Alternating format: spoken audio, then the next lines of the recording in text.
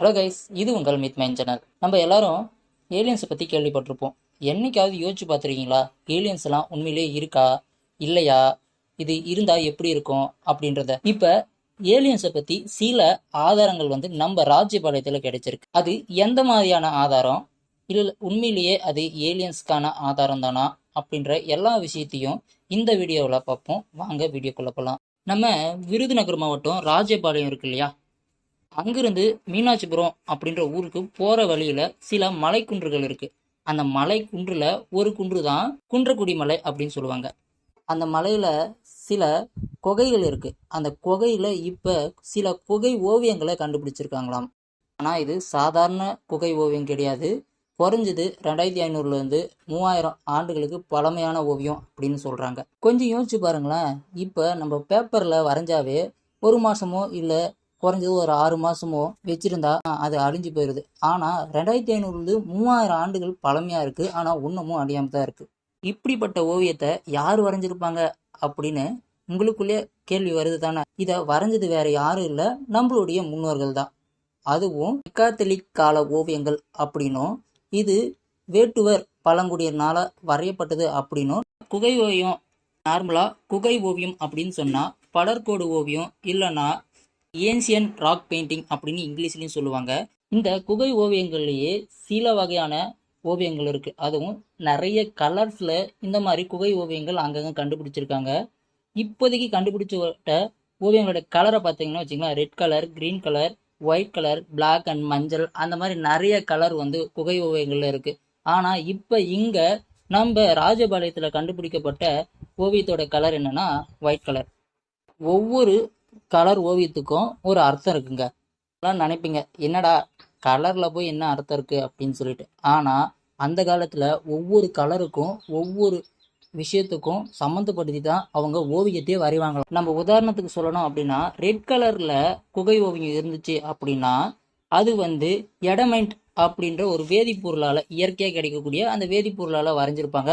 அதுவும் இதை எதை குறிக்கிறதுக்காக வரைஞ்சிருப்பாங்க மோஸ்ட்லி அப்படின்னு பார்த்தீங்கன்னா, இந்த வேட்டையெல்லாம் ஆடுவாங்க இல்லையா, வேட்டையாடி ஜெயிச்சாங்க அப்படின்னா அதை குறிக்கிற வகையா இந்த வகையான ஓவியத்தையும் வரைவாங்க. அதே கிரீன் கலர் அப்படின்னு பார்த்தீங்கன்னா சல்போடேனிட்டி அப்படின்ற ஒரு வேதிப்பொருளால் அவங்க ஏதாவது ஃபங்க்ஷன்ஸு கூடவே நல்ல மகிழ்ச்சிகரமான செய்தி நடந்துச்சு அப்படின்னா அப்போ இந்த மாதிரியான கிரீன் கலரில் ஓவியத்தை வரைஞ்சி வைப்பாங்க. வெள்ளை கலர் எதனால் வரையப்பட்டிருக்கும் அப்படின்னா, சுண்ணாம்பு கற்கள் இருக்கு இல்லையா, அந்த சுண்ணாம்பு கற்களால் ஓவியத்தை வரைஞ்சிருப்பாங்களாம். கூடவே அப்படி இல்லைன்னா அங்கே இருக்கக்கூடிய அந்த பாறை இல்லை அந்த குகை சுண்ணாம்பு கற்கள் கலந்த ஒரு கலவையாக இருக்கும் அப்படின்னும். இந்த ஓவியங்களை பொதுவாக வேட்டையாட போகும்போது அதை பிரதிபலிக்கிற விதமாகவும், இல்லை அப்படின்னா அவங்க வழிபடக்கூடிய கடவுள்கள், தெய்வங்கள், இல்லைன்னா அவங்க பார்த்த இயற்கை காட்சிகள், அதை எல்லாத்தையுமே அவங்க ஞாபகம் வச்சுக்கணும் அப்படின்றதுக்காகவே குகைகளில் அவங்க ஓவியமாக வரைஞ்சி வச்சுருக்காங்க அப்படின்னு உலக அளவிய தொல்பொருள் ஆராய்ச்சியாளர்கள் இதை வகைப்படுத்தி வச்சுருக்காங்க. இப்போ நம்ம ராஜபாளையத்துக்கு வருவோம். நம்ம ராஜபாளையத்தில் ஏற்கனவே சொன்ன மாதிரி இது ஒரு வெள்ளை கலரில் இருக்கக்கூடிய ஓவியம். இது சுண்ணாம்பு கற்களால் வரையப்பட்ட ஒரு ஓவியம். இருக்கக்கூடிய ஓவியத்தை இப்போ நான் டிஸ்பிளேல காட்டுறேன் பாருங்களேன். இதில் பார்த்தீங்கன்னா அவங்க நிறைய பேர் வேட்டையாடுற மாதிரியும், கூடவே வேட்டையாடக்கூடிய மக்களுக்கு ஒரு தலைமை இருக்கிற மாதிரியும் இங்கே இந்த ஓவியங்களை செதுக்கி வச்சுருக்காங்க. அப்படியே கொஞ்சம் குகைக்கு உள்ளே போய் பார்த்தீங்கன்னு வச்சுக்கங்களேன், அப்படியே அந்த இடத்துல நிறைய யானைகள், கூடவே பார்த்தீங்கன்னா சூரியன், அந்த மாதிரி சில விஷயங்களை வரைஞ்சி வச்சுருக்காங்க. இந்த மாதிரி இந்த குகையில் நிறைய ஓவியங்கள் இருக்குது. அதுவே கொஞ்சம் தள்ளி கொஞ்சம் உள்ளே போய் பார்த்தீங்கன்னு வச்சுக்கங்களேன், இதில் ஒரு ஓவியம் தான் கொஞ்சம் நம்மளை ஆச்சரியப்படுத்துகிற மாதிரி இருக்குது. நார்மலாக இந்த ஓவியத்தை பார்த்தா நமக்கு சாதாரணமாக தான் தெரியும், ஆனால் அதை கொஞ்சம் உத்து பார்த்தா தான் தெரியுது. அதில் பார்த்தீங்கன்னா மேலே ஒரு சூரியன் வரைஞ்சிருக்காங்க. அதே போல் ஒரு சில 2-3 ஆட்கள் கீழே இருக்கிற மாதிரியும், அந்த ஆட்களுக்கு மேலே வினோதமான ஒரு பொருள் வரைஞ்சிருக்கிறதையும் நம்ம நோட் பண்ண முடியுது. அதை பார்த்தீங்கன்னா நமக்கு நல்லாவே தெரியுது.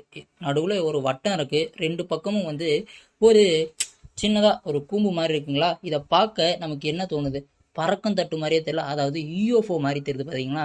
இந்த விஷயத்தை தான் அங்கே இருக்கக்கூடிய உள்ளூர் மக்கள் சில பேரும், கூடவே சில அகழ்வாராய்ச்சியாளர்களும் இது ஒரு வழியாக யூஎஃப்ஓவை குறிச்சிருக்கலாம் அப்படின்னும், இல்லை அப்படின்னா அது ஏதாவது ஒரு பறவையை குறிச்சிருக்கலாம் அப்படின்னு சொல்லிக்கிட்டு வராங்க. இது மட்டும் இந்த குன்றக்குடி மலையோடைய அதிசயம் கிடையாது. இதுக்கும் இன்னொரு அதிசயம் ஒன்று இருக்கு. மலைக்கு வடது பக்கம் கல்லால செதுக்கப்பட்ட ஒரு விஷ்ணு சிலை இருக்குங்க. அதுவும் 4 கையும் கூடவே ஸ்ரீதேவி மூதேவியோடைய சிலையும் கீழே சிற்பமா செதுக்கியிருக்காங்க. இந்த விஷயத்தை எல்லாத்தையும் கண்டுபிடிச்சது யாரு அப்படின்னு பார்த்தீங்கன்னா, வெங்கடேஷ் அப்படின்ற இயற்கை ஆர்வலரும் கூடவே தொல்லியல் துறையில களப்பணியாளராக இருக்கக்கூடிய கந்தசாமி அப்படின்ற 2 பேரும் தான் இதை கண்டுபிடிச்சிருக்காங்க. இது எல்லாத்தையும் கேட்கும் போதும் பார்க்கும்போது தான் நம்ம முன்னோர்கள் எப்படியெல்லாம் வாழ்ந்திருக்காங்க அப்படின்றத நம்மளால யூகிக்கவே முடியல. ரொம்பவும் சந்தோஷமா இருக்குங்க. இந்த மாதிரி நிறைய விஷயங்களை நம்ம தெரிஞ்சுக்கணும் அப்படின்னு தோணுது தானே. உண்மையிலேயே நீங்க என்ன நினைக்கிறீங்க? அந்த படத்துல காட்டப்படுறதுபடி அது யூஎஃப்ஓவா இல்ல வேற ஏதாவதா அப்படின்றத கமெண்ட் பாக்ஸ்ல கமெண்ட் பண்ணுங்க. இந்த இடம் யாருக்கெல்லாம் தெரியும் அப்படின்றவங்களும் கமெண்ட் பாக்ஸ்ல கமெண்ட் பண்ணுங்க. இந்த வீடியோ பிடிச்சிருந்தா லைக் பண்ணுங்க. மறக்காம எப்படி இருந்துச்சு அப்படின்றத கமெண்ட் பாக்ஸ்ல கமெண்ட் பண்ணிட்டு மற்றவங்களுக்கும் ஷேர் பண்ணுங்க. வேற ஏதாவது ஒரு டாபிக் பத்தி பேசணும் அப்படின்னாலையும் கமெண்ட் பாக்ஸ்ல கமெண்ட் பண்ணுங்க. மறக்காம சப்ஸ்கிரைப் பண்ணி ஆல் என்ற பெல் ஐக்கனை கிளிக் பண்ணிக்கங்க. பாய்.